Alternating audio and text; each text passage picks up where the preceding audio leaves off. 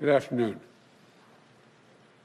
Before I begin, let me just say two things. One, when this is all over, I'll take questions when we finish today's announcements. But let me begin by expressing my deep sympathy for the family of Capitol Officer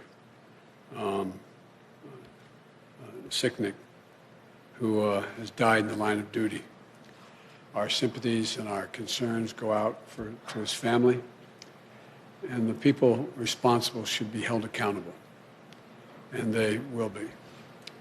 But today I'm pleased to announce the latest members of our economic team. And with their announcement, I'm proud to announce we have finished naming our cabinet, saving the best for last year. 24 outstanding women and men who will get our country moving again, and who are going to restore trust in our government again, and all of whom are ready on day one to do their job. This is a cabinet that I promised you, and I've fulfilled that promise. It looks like America. It taps into the full range of talent we have in our nation, and we have immense talent. It's a historic cabinet. This will be the first cabinet ever that is evenly composed with as many women as men in the cabinet. This will be the first cabinet ever with a majority of people of color occupying this cabinet. And it has more than a dozen history-making appointments, including the first woman Secretary of Treasury, the first African-American Defense Secretary, the first openly gay cabinet member, and the first Native American cabinet secretary. We're also on track. We named a record 50 high-level appointments that are subject to president confirmation, more than any president ever elected has done. We've done our job. We've begun my job of naming these people. It's my expectation and hope that the Senate will now move to confirm these nominees promptly and fairly. It's especially the case for the nominees of Secretary of State, Defense, Treasury, Homeland Security. I nominated them back in November. Given what our country has been through the last 4 years, the last few days, given the threats and the risks in this world, they should be confirmed as close to January 20th as possible. There should be no vacancies at State, Defense, and Treasury and Homeland Security. And we will remain in this dark winter of pandemic and with the economic crisis that's deepening, and we have no time to lose with regard to the entire team. Consider the December jobs report released today. The anxiety and fear of the women and men out there reminds me of when President Obama and I were sworn in during the Great Recession of 2009. This December jobs report shows millions of Americans are still hurting through no fault of their own. We lost another 140,000 jobs, the first negative jobs report since the height of the pandemic in the spring. More people have just lost a job, while many have been out of work for a long time. And the ongoing gap between Black and Latino unemployment remains much too large, that gap. And in many ways, the jobs report is a pandemic report. With the pandemic raging, people are losing work and losing hope. The hospital industry, restaurant and bars lost more than 372,000 jobs. State and local governments are slashing jobs. 20,000 local educators lost their jobs just last month. In the midst of this pandemic, there are millions of people out of work, unable to pay their rent or their mortgage.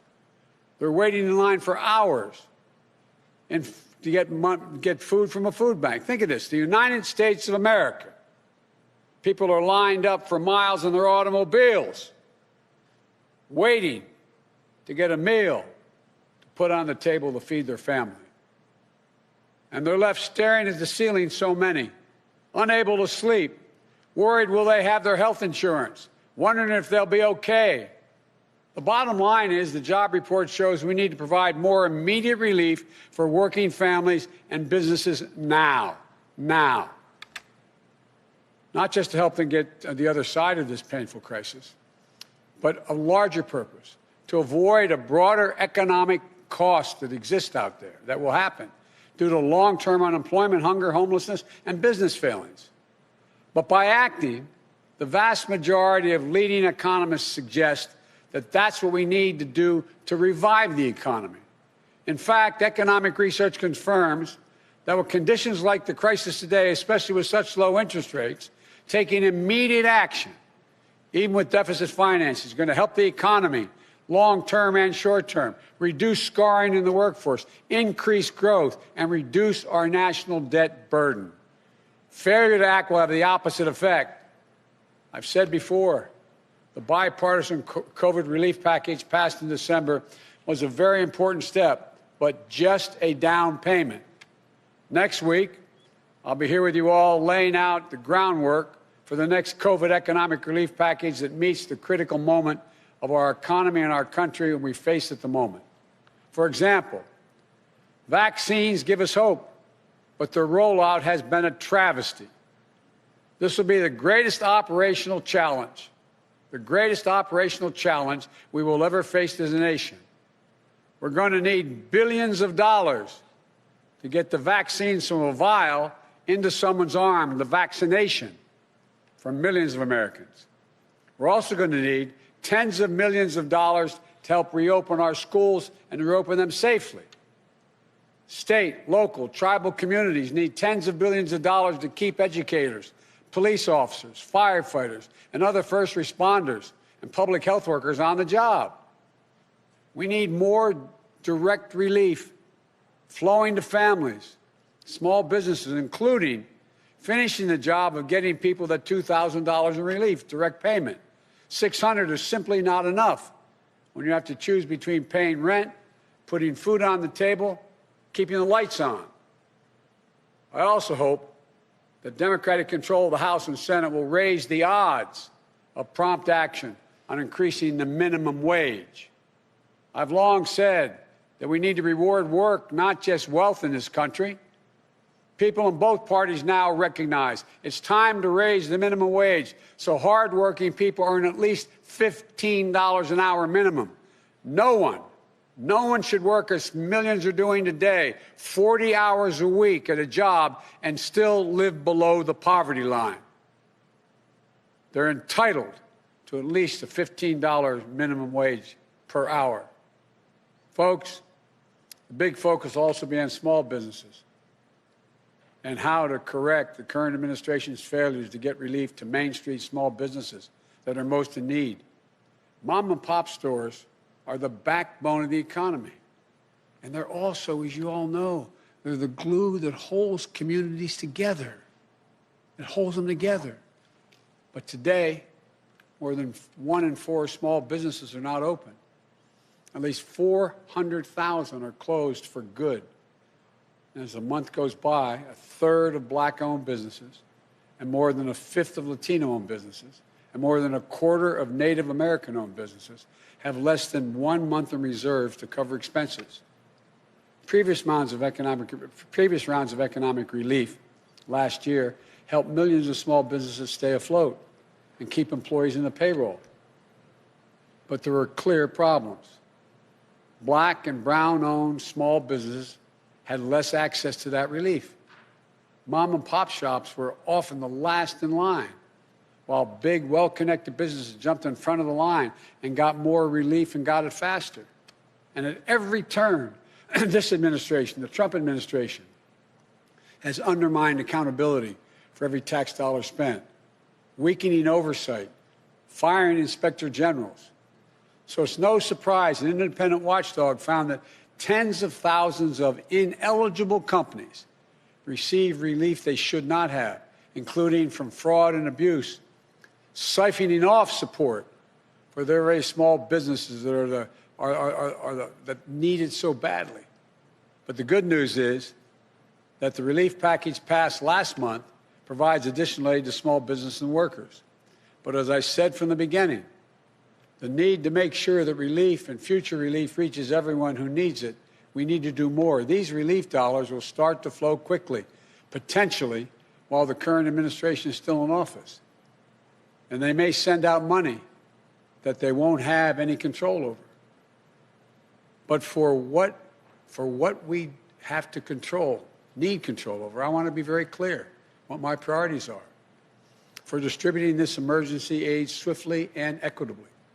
Our focus will be on small businesses on Main Street that aren't wealthy and well-connected, that are facing real economic hardships through no fault of their own. Our priority will be Black, Latino, Asian, and Native American-owned small businesses, women-owned businesses, and finally, having equal access to resources needed to reopen and rebuild. But we're going to make a concerted effort to help small businesses in low-income communities, in big cities, small towns, rural communities that have faced systemic barriers to relief.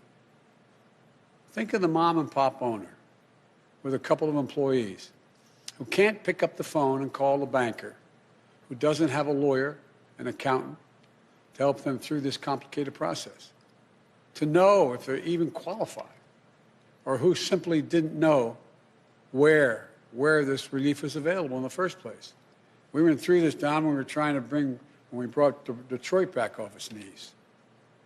And as we saw in this morning's job report, restaurants, bars, and hospitality industry have been slammed by this virus. We're going to direct relief to those businesses and others that have been so badly hit the hardest. We owe them that support to help them get through the other side of this crisis. And I promise you, we will investigate and prosecute waste and fraud in these programs so that money goes to the companies that deserve it, and we'll use it to help their employees and their communities. When my president, President Obama, asked me to implement the Recovery Act, along with Don, who helped me a great deal, we invested more than $800 billion in our economy to help recover, rebuild, and less than 2/3 of 1% waste, fraud, or abuse occurred. We know how to do this. We know how important predictability and clarity are to small businesses.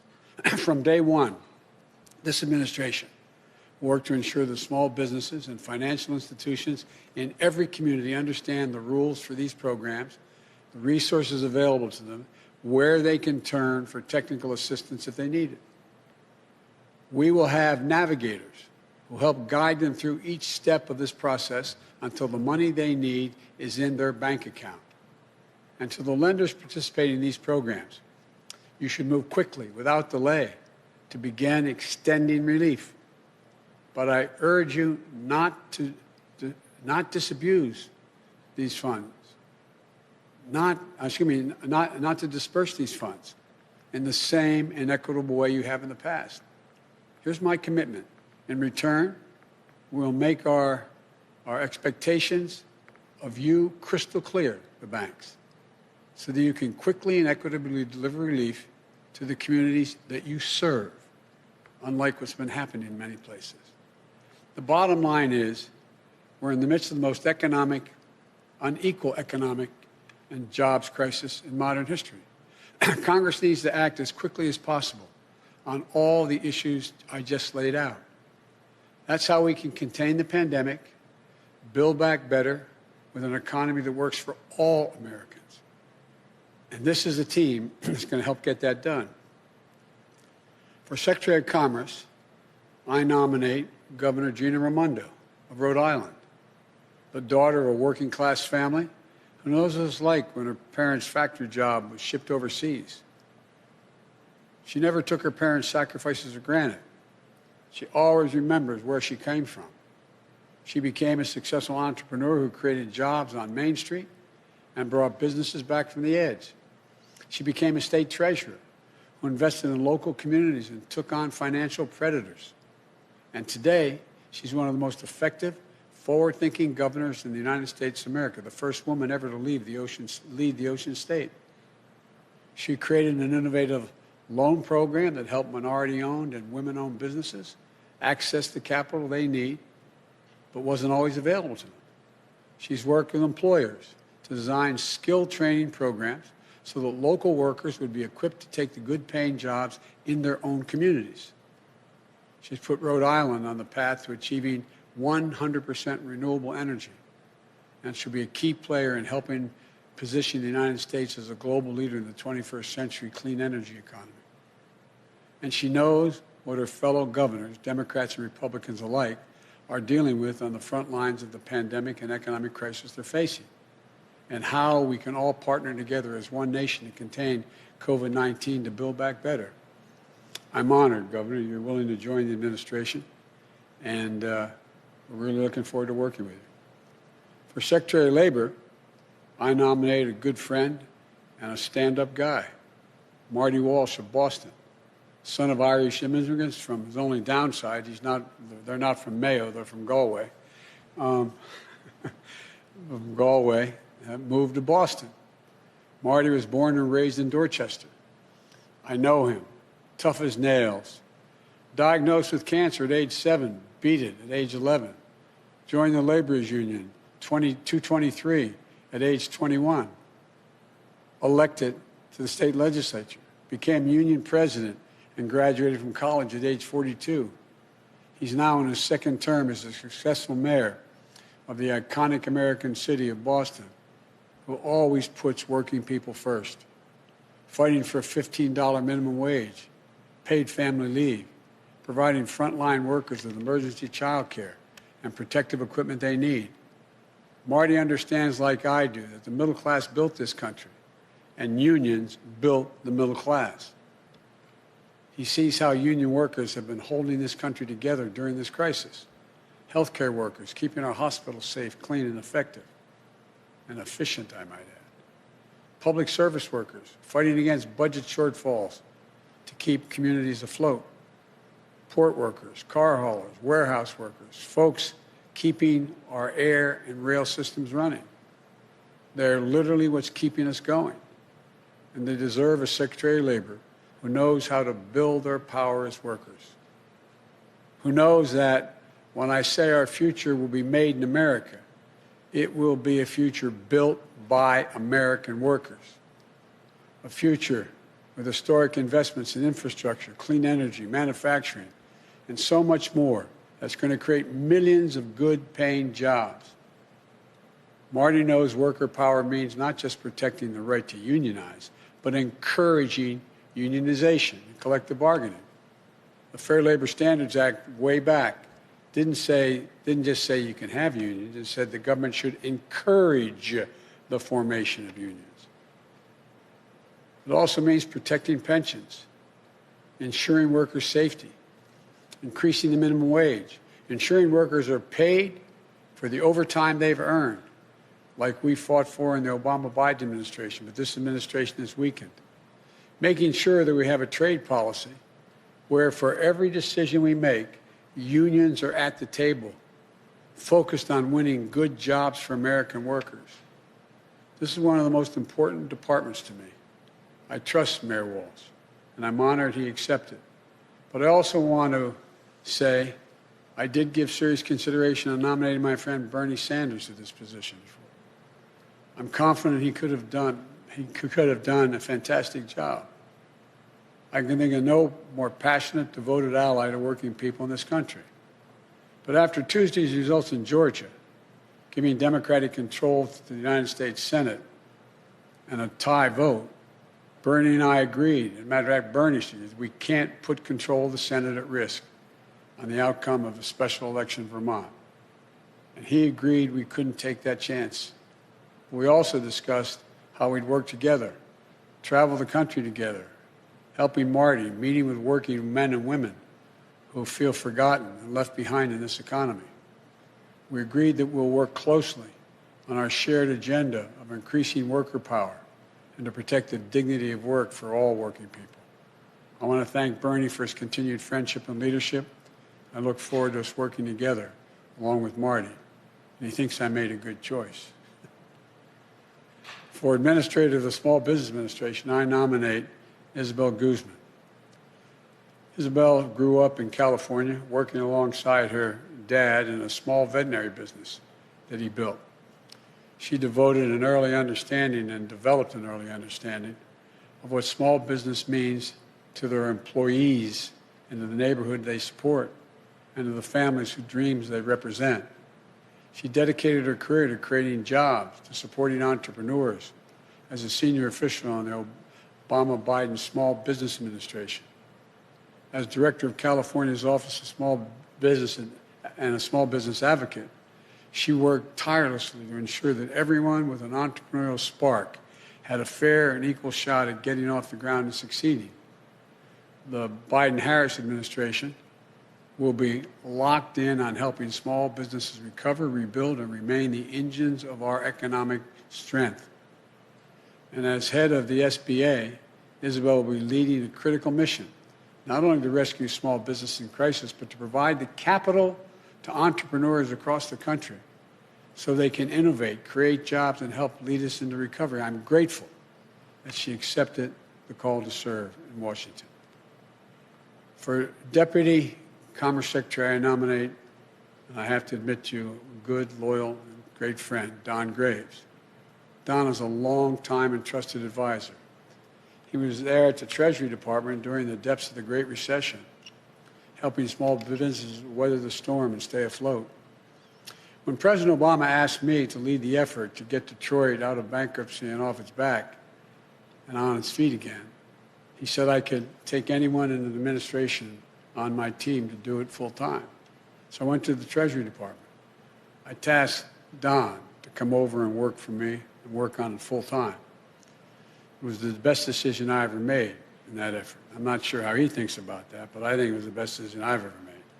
And did a great job working with the city officials, state officials, on its road to recovery. And by the way, it's the little things. It's getting to know what's happening on the ground. Remember how we went through the issue about the number of buses and lights, street lights and the like. It gets down to the nitty-gritty of what has to be done. We found out that Detroit had a lot of qualified people, but during the Great Recession, almost everyone who knew how to program anything left. So when we finally got it back on its feet again, we found out there wasn't anybody left to know how to turn on the streetlights, literally, run the sewer department. So we went out and we got an outfit to come in, and we said, find us some high-tech people. They came back, what was it, 53, 55 people. They all happened to be women. Most were minority. None had more than a high school degree, and a quarter of them only had a GED. And I remember even our very liberal friends, we told them we were doing this, they said, I'm not going to do this. Well, guess what? In a 14-week program, they were taught how to program. They were taught how to do it all. They ended up putting the city back on its feet. Every one of them left after that time because they went to the graduation. The lowest starting salary, if my recollection is correct, was $49,000. The highest, $104,000. Point is, give people a chance. Americans can do anything given a shot. He also helped me lead our national strategy to equip workers with the skills they need for good-paying jobs in the 21st century in healthcare, IT, clean energy, advanced manufacturing, and so much more. He was there to help me launch the National Cancer Moonshot and marshal the full resources of the federal government to help end cancer as we know it. A cancer survivor himself, diagnosed and treated while he was working on this for me. Don knows about hope and he knows about resilience. And I'm grateful to him and to his wonderful family for once again answering the call to serve. I want to thank you all. Thank your families. And I don't want to embarrass him, but there's one guy up in the gallery here, Tommy, who's my buddy, who is the son of the governor. Thanks, Tommy, for supporting Mom doing this. And to American people, I know these times are tough, but I want you to know that we're going to get through this. Help is on the way. These people know what they're about. They know what it's like. So may God bless you all, and may God protect our troops. Now what I'd like to do is turn this over to the team, starting with our next Secretary of Labor, Marty Walsh. And after all is said and done, what I'll do is I'll come back and answer some questions. Thank you. Marty, the platform's yours, pal.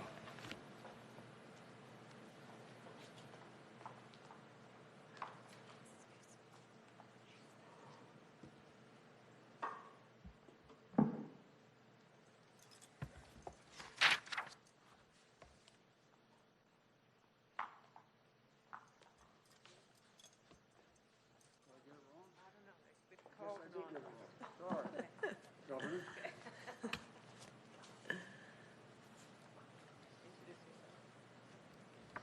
Thank you.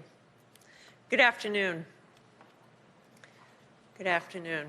Mr. President-elect, Madam Vice President-elect, thank you for this chance to work for the American people.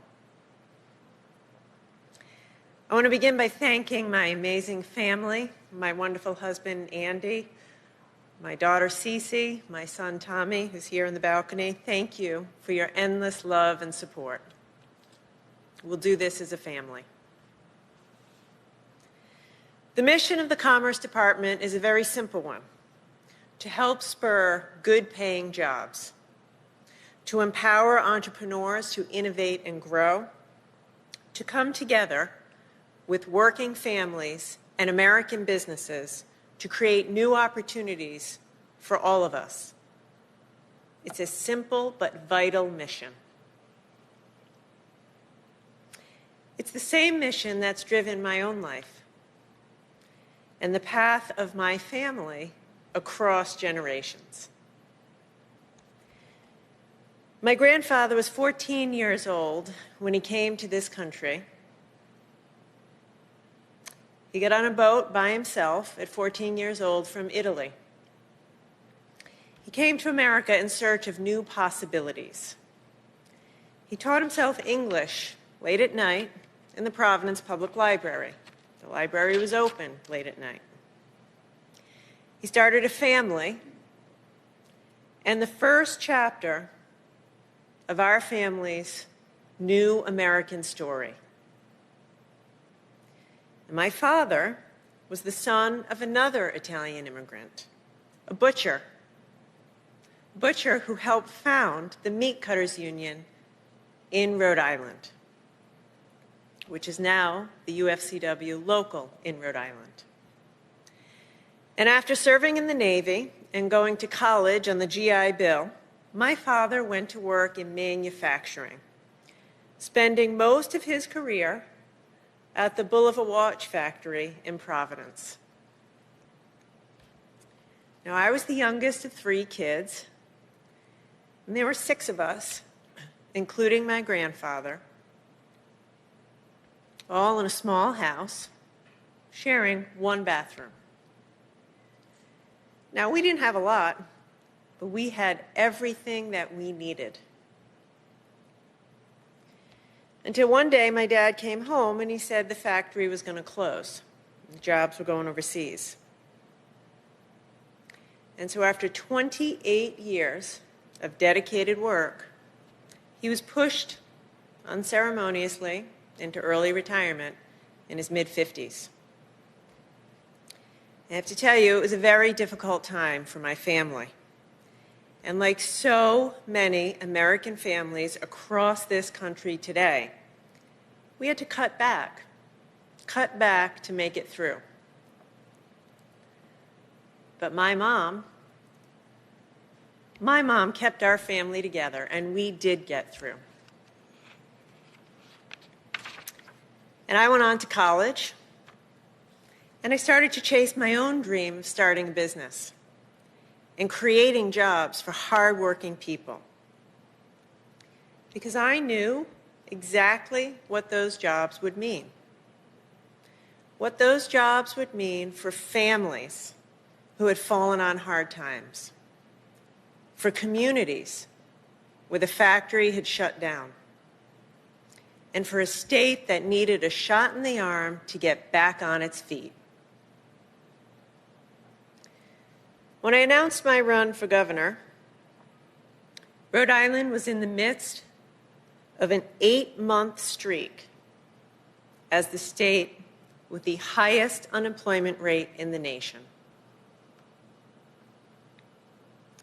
But over the last 6 years, we've worked hard, we fought back, and we've grown our way back, achieving a record number of jobs and the lowest unemployment rate in over 30 years. Now, we did that by bringing together our workers and businesses, working together, coming together in common cause. We invested in our people, in their skills, their opportunities, and their dreams. We helped new businesses launch, and we sparked others to hire and grow responsibly. That's the same vision, the same faith in American workers, in American entrepreneurs, that I see in the Build Back Better agenda. It's a vision for an inclusive recovery that lifts up those who've been left behind. It's a vision for a national effort that provides skills, training, and wraparound supports to get Americans back to work. It's a vision for rebuilding American manufacturing and bringing back jobs to America from overseas. And that's why I am ready to get to work.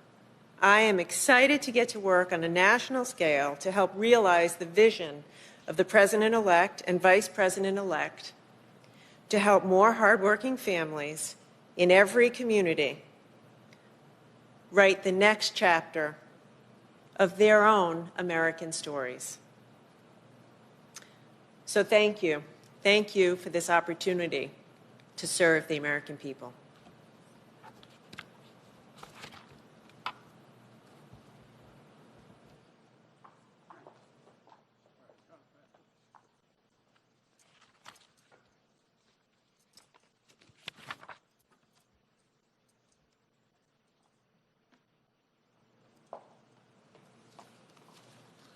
Thank you, Governor Raimondo, and I look forward to working with you in my role as well. Mr. President-elect, Madam President, Vice President-elect, I want to thank you for the opportunity to serve the American people. The word labor means everything to me. As you mentioned earlier, Mr. President-elect, my mother and father came to this country as immigrants from Galway, which is in Ireland, but from a part of Galway called Connemara. They brought with them their willing hands, their honest hearts, and hopes for the American dream. But all they needed, because my father joined the laborers union in Boston, was that opportunity. And that's why my parents were able to raise my brother John and myself with dignity and security in the multi-ethnic, multi-racial, working-class neighborhood of Dorchester in the city of Boston. I followed my father into that union. I learned what it took to turn an honest day's work into an honest day's pay.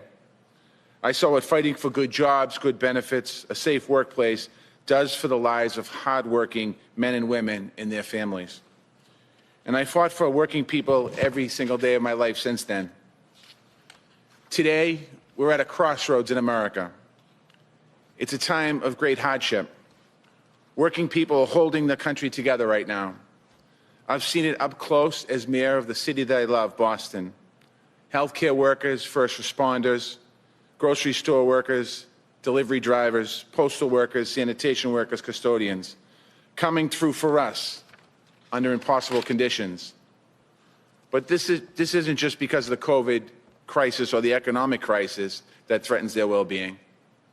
Working people have been struggling for a long time under the erosion of their rights and the deep inequalities of race, gender, and class. For the last 4 years, they've been under assault, attacks on their rights, their livelihoods, and the unions that built the middle class. We are facing hard times, but nobody's tougher than the American worker. And now we have the opportunity to put power back in the hands of working people all across this country. And that is a good thing for our economy and for our country. We can defend workers' rights. We can strengthen collective bargaining. We can grow union membership. We can create millions of good-paying jobs with investments in infrastructure, clean energy, and in high-tech manufacturing, along with the workforce training to help get those people into those good jobs. This team, the Biden-Harris team, has the plans to make this happen. Mr. President-elect, we spent many memorable days together in my hometown at a rally to support grocery store workers fighting for their rights, at my inauguration as mayor, and on a day that I will never forget, at the Boston Marathon Memorial, where you lifted up our whole city's spirits. So I know that from Dorchester to Scranton, Wilmington to West Virginia, and all across this great nation, your home and your heart are with the working people. I look forward to working with you to deliver good jobs with dignity, security, prosperity, and purpose to all American families. And I look forward to working with this entire administration, shoulder to shoulder, with American workers to build back our country better. Thank you once again for this incredible honor. May God bless the American worker, and may God bless the United States of America.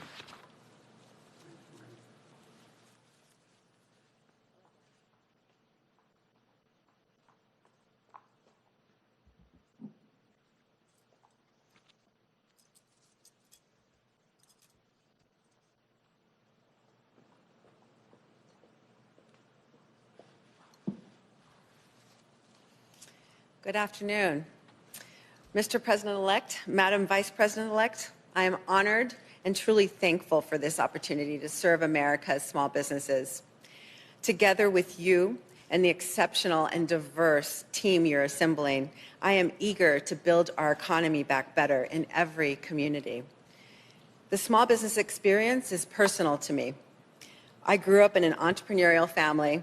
My father started his first veterinary hospital when I was 1 year old, and I recall early childhood memories of tagging along with him to the hospitals to check on the animals under his care. As I grew older, I worked alongside my dad at the family business and witnessed his dedication to his clients, his employees, and the community. I saw him spending endless hours wearing multiple hats, tirelessly working to learn more and grow the business. Those memories have defined my career and really inspired my work, still today. Along my own path, I have partnered to start businesses, and I have helped entrepreneurs launch and grow their firms.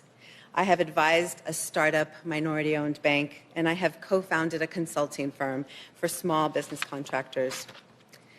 At the U.S. Small Business Administration, I was honored to help make a difference on a national scale. I formed a deep passion for the SBA's work, providing loans, investments, contracts, and counseling to help entrepreneurs start and grow and spur job creation.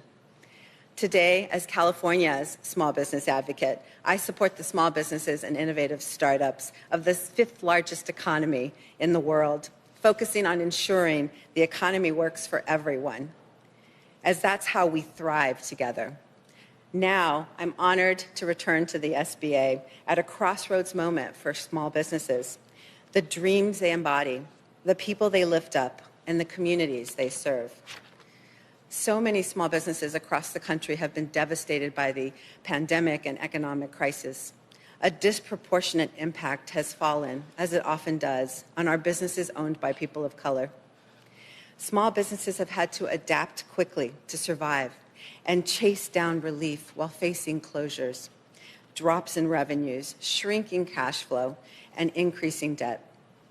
I know you believe wholeheartedly, Mr. President-elect and Madam Vice President-elect, that all of our small businesses are critical to our collective success as a nation. Their American dreams fuel our economy, bring new ideas to transform our lives for the better, and enliven every main street in America. And now more than ever, our small businesses need us. I share your commitment to help strengthen the many small business owners who have seen their dreams and their livelihoods impacted by COVID-19, and to create opportunities and instill greater equity in all of the new startups that will lead us to recovery. I am excited to get to work with the incredible, mission-driven civil servants at the SBA to help America's small business owners build better futures for their families and their communities. And I am grateful for this opportunity to serve. Thank you so much.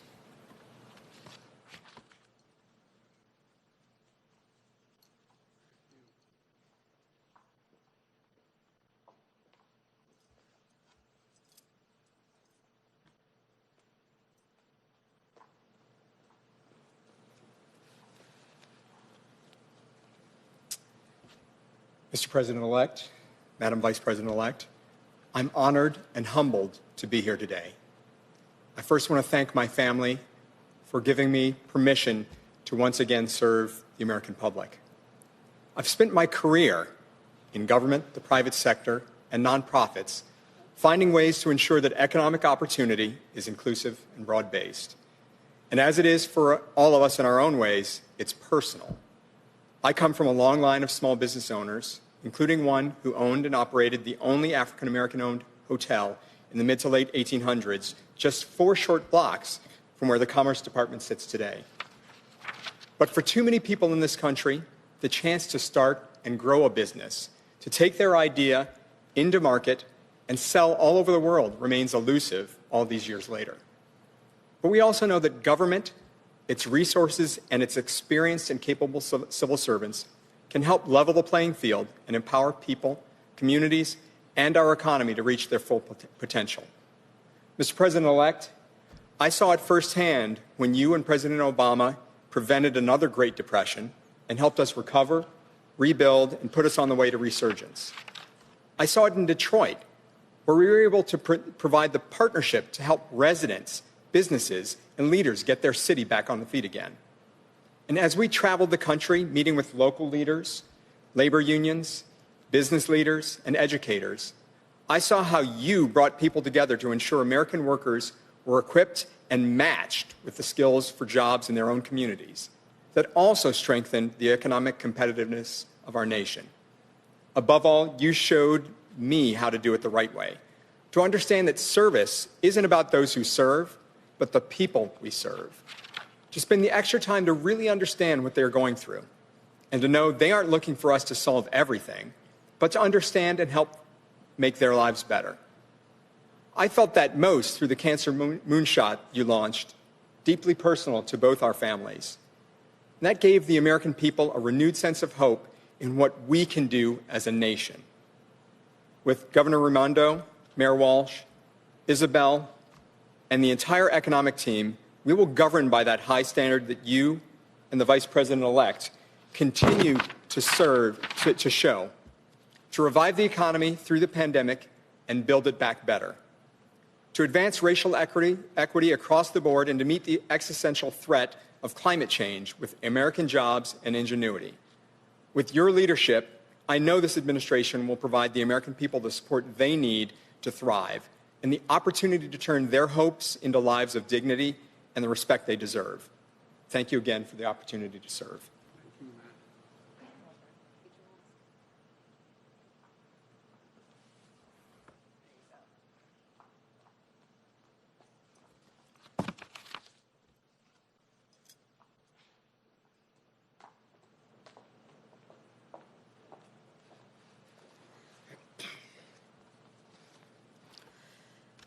One of the fundamental values that the President-elect and I share is a belief in the dignity of work.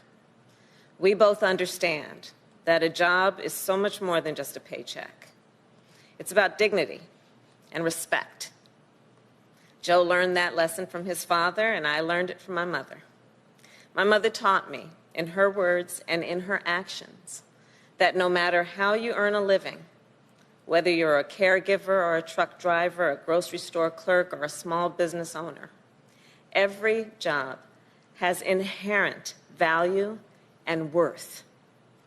And every worker, everywhere, has a right to earn a living wage, work in safe and healthy conditions, and pursue a better life for themselves and their family.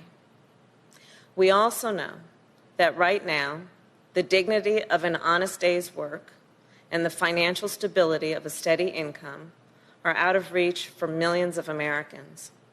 The December jobs report makes that very clear. Food banks, as the President-elect has said, are being strained, trying to feed people who've had to worry for the first time in their lives about where they can find their next meal. Essential workers, like the nurses Joe and I called over the holidays, continue to risk their own health and the health of their families for all of us. Small business owners, from restaurants to barbershops to dry cleaners, they're hurting. And let's be clear, Those who run America's small businesses, they're not just business leaders, they are civic leaders. They are community leaders. They're the ones who sponsor the Little League team and scholarships for local kids and all kinds of local causes and activities. They're the ones who are role models in their communities. And we've got to do right by them. So first and foremost, as the President-elect has said, we will provide more immediate relief. We must, for working families and businesses now. And even as we address our immediate crises, even as we work to contain this pandemic and open our economy responsibly, we must also do what President-elect Biden and I have pledged to do. We must build our economy back better so that it lifts up everyone, no matter what you do for a living or where you live, whether it's in a small town, a big city, or anywhere in between. And that means providing access to capital for small business owners, the economic engines of our neighborhoods, so that they can create the jobs that are in our communities and help our communities thrive. It means making sure we're equipping workers with the skills they need for the jobs of the future, and making sure our entrepreneurs and businesses continue to out-innovate and out-compete the rest of the world. And it means protecting and expanding workers' rights by fighting for a higher minimum wage and paid leave, safe and healthy workplaces, and stronger unions.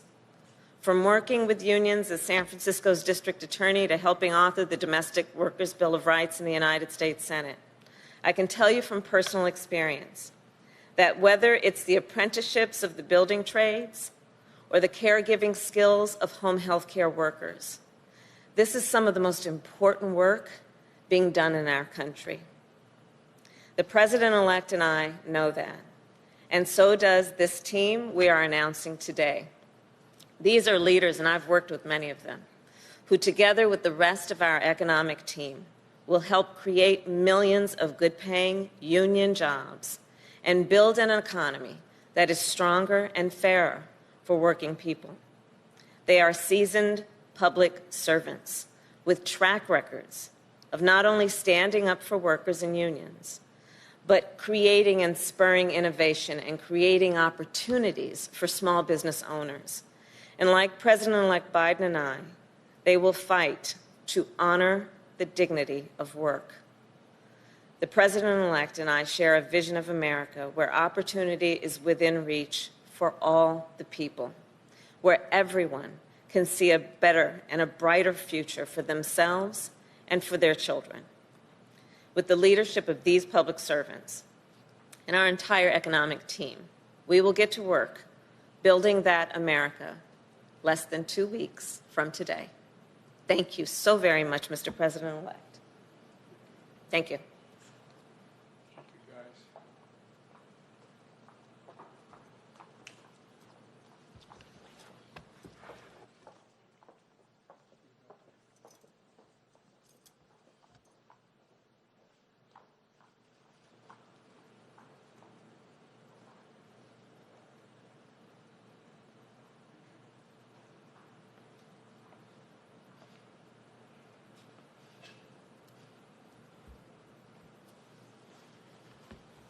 Well, folks, let me take some of your questions. We'll have chances again this week to do it. But let me yield, and you tell me who we're talking to.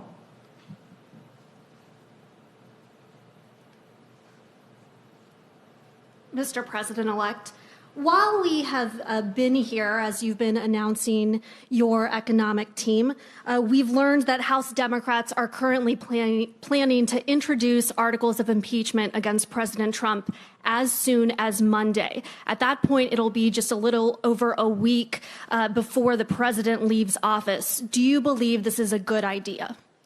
Look, I've thought for a long, long time that President Trump wasn't fit to hold the job. That's why I ran.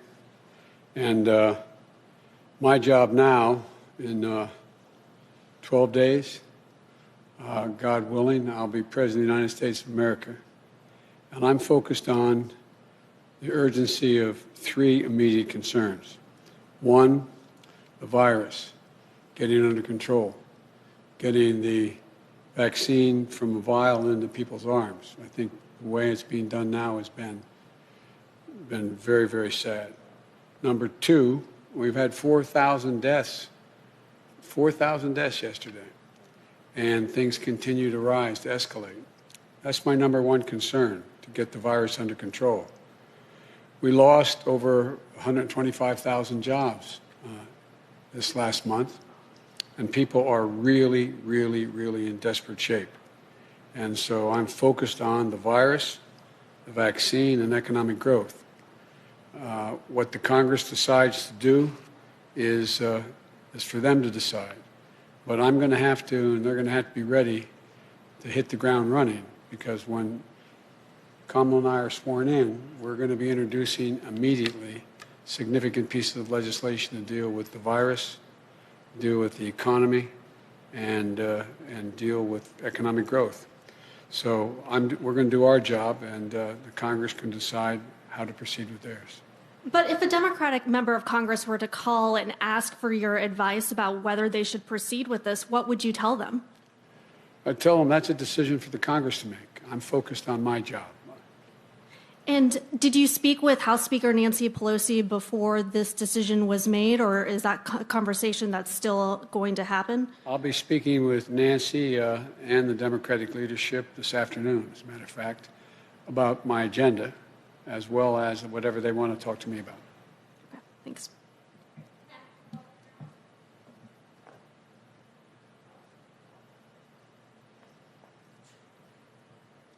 Thanks, Mr. President-elect.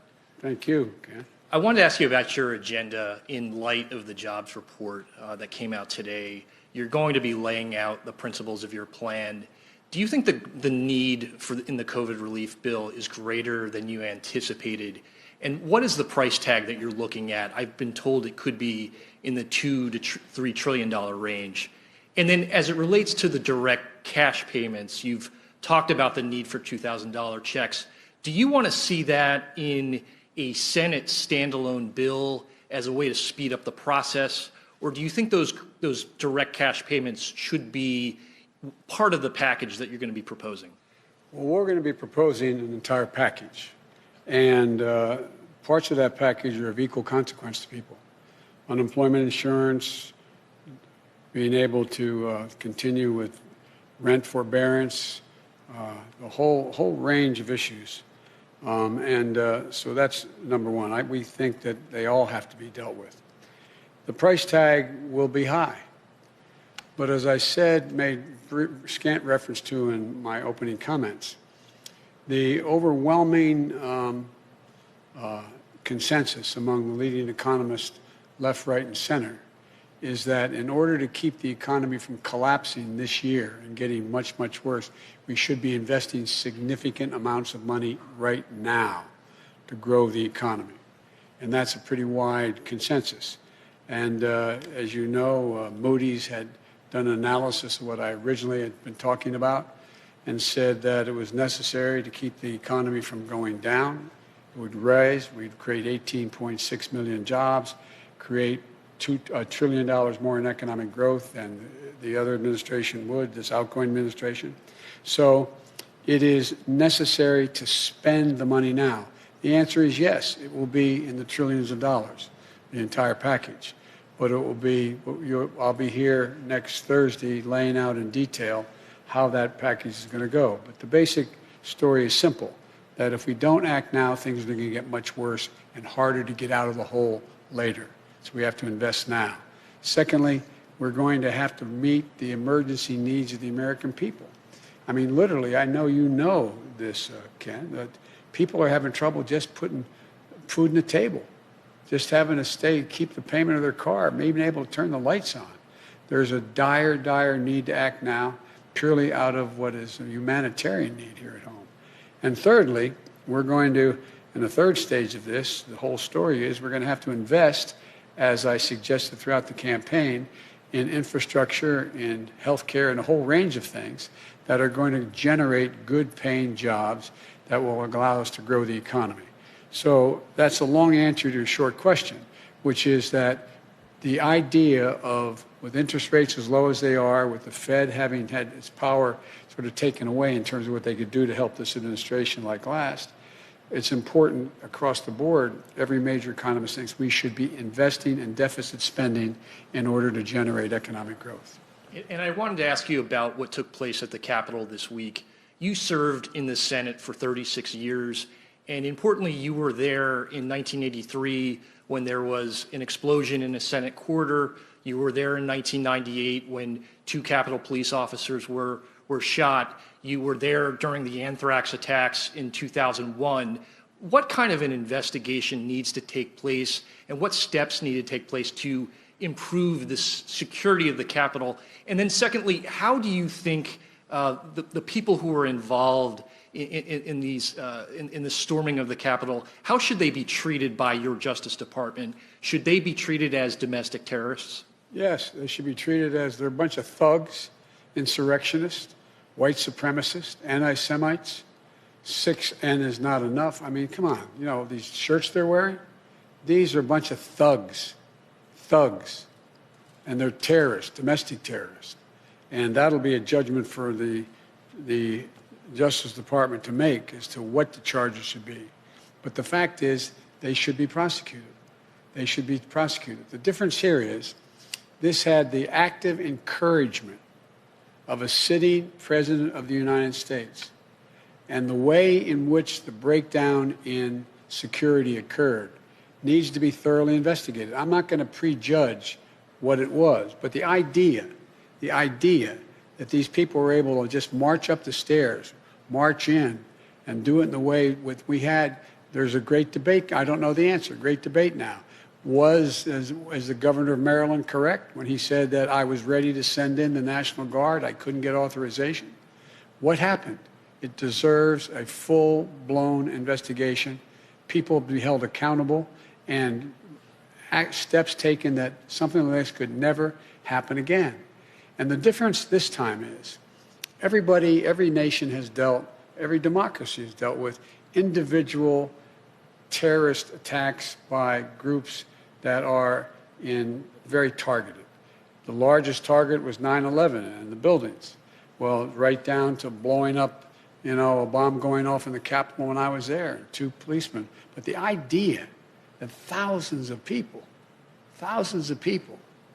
could be marching up the steps of the United States Capitol, breaking windows, breaking doors, forcing their way in, stepping aside. And the photographs of, well, I don't know what the circumstances, the photograph looked like you had some of the Capitol Police taking selfies with these people. That has to be thoroughly investigated. The authorities responsible have to be held accountable for the failures that occurred, and we have to make sure that this can never, ever happen again. The damage done to our reputation around the world by a president of the United States encouraging a mob. This reminded me more of states I've visited over the 100 countries I've gone to, in third tin horn dictatorships. It just cannot be sustained, has to be immediately investigated in depth, and people have to be held accountable. And lastly, do you think you need to change any of the planning for your inauguration as a result of this? A totally different entity is in charge of the inauguration that was in charge of protecting the Capitol, the Secret Service.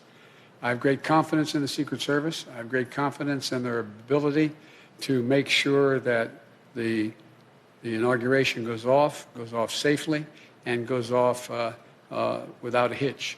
So so I have confidence in what is in the planning that's been underway before this and continues with the Secret Service as the lead agency. Thank you. Thank you.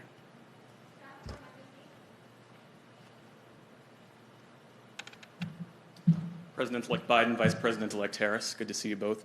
I want to pick up on something that you just said about President Trump actively encouraging the insurrection at the Capitol. Given the perceived threat that he poses, my question to you is not so much about the role that Congress should play in impeachment, but rather, Should President Trump, in your estimation, remain in office? I didn't think, look, I've been saying for now well over a year, he is not fit to serve. He is not fit to serve. He's one of the most incompetent presidents in the history of the United States of America. And so the idea that I think he shouldn't be out of office yesterday is not the issue. The question is, what happens with 14 days left to go or 13 days left to go? And I think that what 81 million people stood up and said, it's time for him to go. And the United States Senate voted 93-6 to confirm that we should be sworn in. We were duly elected. So I think it's important we get on with the business, getting him out of office. The quickest way that that will happen is us being sworn in on the 20th. What action happens before or after that is a judgment for the Congress to make, but that's what I am looking forward to, him leaving office. I was told that on the way up here, way over here, that he indicated he wasn't going to show up at the inauguration. One of the few things he and I have ever agreed on. It's a good thing I'm not showing up. Earlier, you'd said that if you'd hope that he would show up only in the sense that it was valuable to send a signal to the world about the transfer of power. You've clearly changed your perspective on that. Because he has clearly demonstrated, he's exceeded even my worst notions about him. He's been an embarrassment to the country, embarrassed us around the world, not worthy to hold that office. If we were 6 months out, we should be moving everything to get him out of office, impeaching him again, trying to invoke the 25th Amendment, whatever it took to get him out of office. But I am focused now on us taking control as president and vice president on the 20th and to get our agenda moving as quickly as we can. Thank you. Another question about holding public officials to account, and this is about an issue that's no longer a headline but is no less significant and serious, and it's about the more than 600 children who were orphaned under the Trump administration as a result of the family separation policy along the border. During the campaign, you said that practice was criminal. Will you commit to making sure that the Trump administration officials responsible for that policy will be held to account? I'll commit that our Justice Department and our investigative arms will make judgments about who is responsible, how they're responsible, and whether or not the conduct is criminal across the board. But as I said yesterday, I am not going to tell the Justice Department who they should prosecute and who they should not. That's a judgment that will be made by the Attorney General of the United States of America, not influenced by me. But there will be a thorough investigation of who's responsible and whether or not the responsibility is criminal. And if that is concluded, the Attorney General will make that judgment. I will not intervene to tell him who he should or shouldn't indict or if he should indict. And lastly, beyond the COVID plan, which you've detailed, what are your legislative priorities? You've talked about infrastructure. You've talked about introducing an immigration bill. After January 20th, Democrats will control the House and the Senate. What do you do first? Three different issues there in that same question. One, the commitments I made that what I would introduce, not necessarily we would move to, but introduce in the United States Congress first, I will do. I will introduce an immigration bill immediately and have it sent to the appropriate committees to begin movement. I will, in fact, countermand executive orders that the president has, in fact, initiated that are contrary to what I think is either his authority and or, even if it's his authority, contrary to the interests of the United States on environmental issues and a whole range of other things. And thirdly, I will immediately move, though, to the most urgent need of asking the Congress to give me the financial wherewithal to deal with the virus, to be able to move so that we have Operation Warp Speed really working. Warp Speed got the vaccine to places that were delivered, but did not get them from those vials into people's arms. And so it is a gigantic logistical concern of how we do that. I'm committed to get 100 million shots in people's arms in the first 100 days. I'm committed to insisting that on all federal jurisdictions, any place I have control as president, everyone will be mandated to wear a mask in interstate transportation as well as federal facilities. And thirdly, I'm committed to moving as rapidly as possible to get the vaccine to teachers and the material to children that can provide for the safe opening of our schools at the end of that, beginning at the end of that 100 days. They are the most urgent things we have to do now. Now, immediately upon getting office. There's going to be multiple things, as you well know, because you're a seasoned veteran of how this policy, how we work.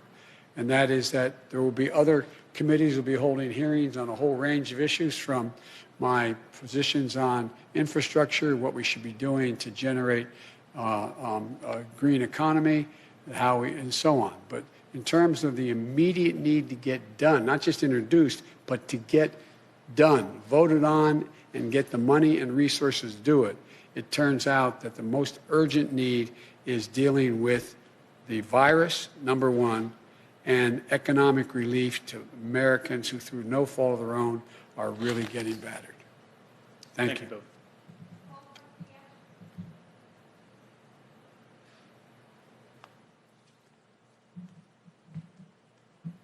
Thank you, Mr. President-elect and Madam Vice President-elect. I want to follow up with respect to what you just said about the inauguration and that it's a good thing that the president is not coming. But what about the Vice President, Mike Pence? He's welcome.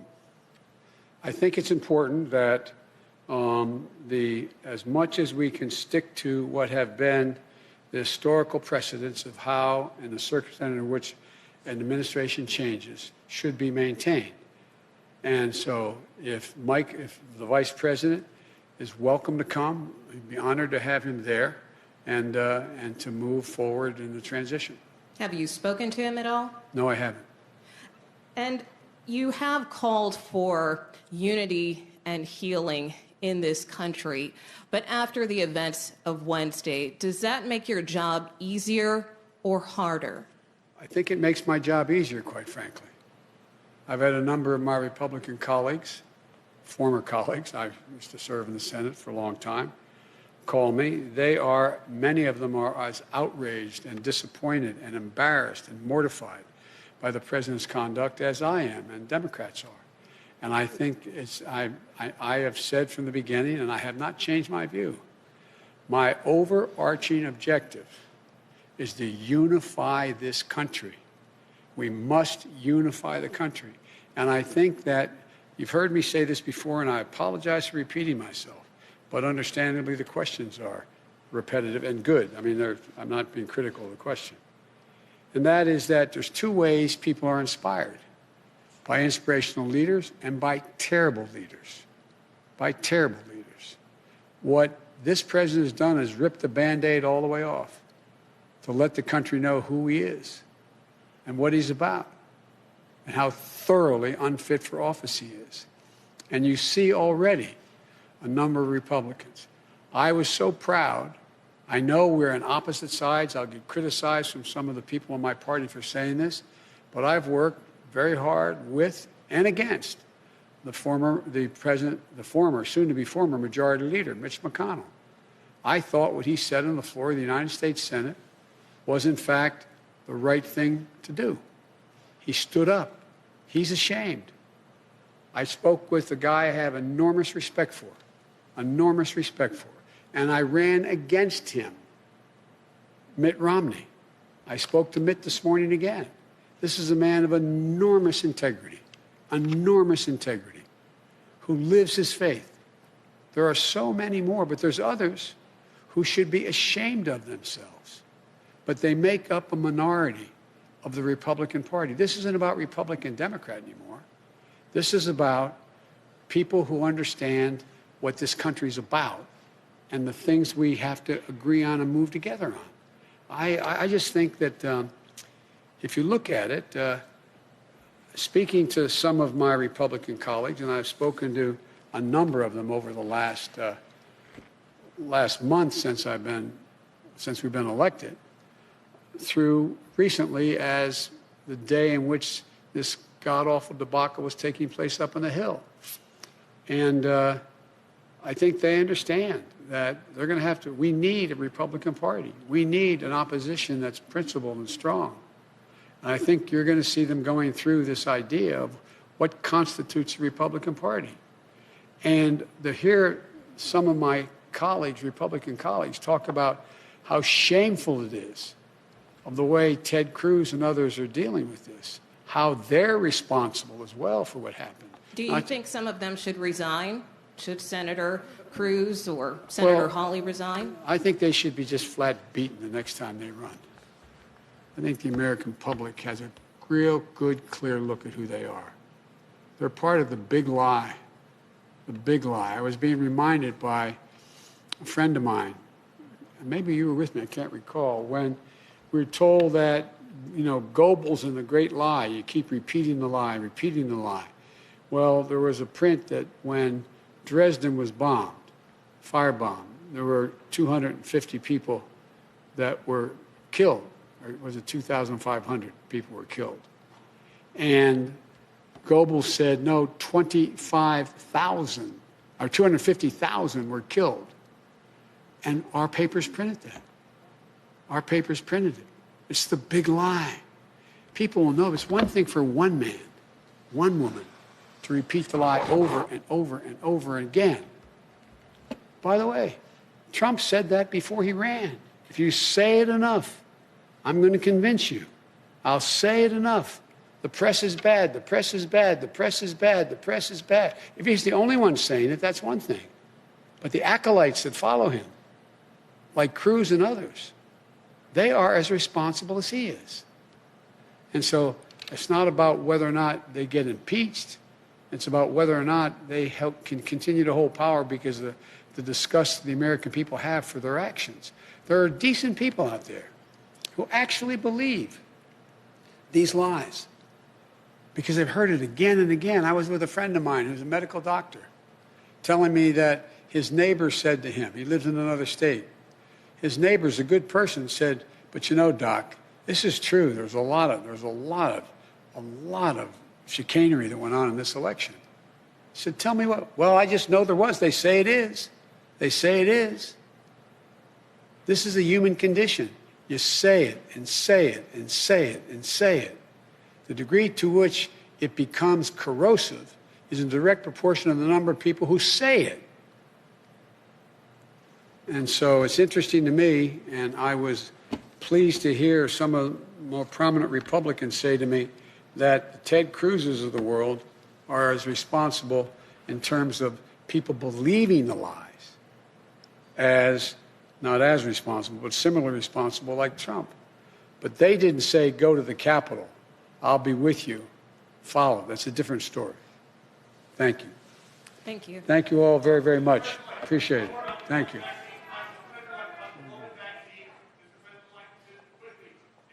All the available doses. Can you guarantee that everybody can get their second shot on time? The answer is I'll be talking about that on Friday. On Friday? On Thursday. On Thursday?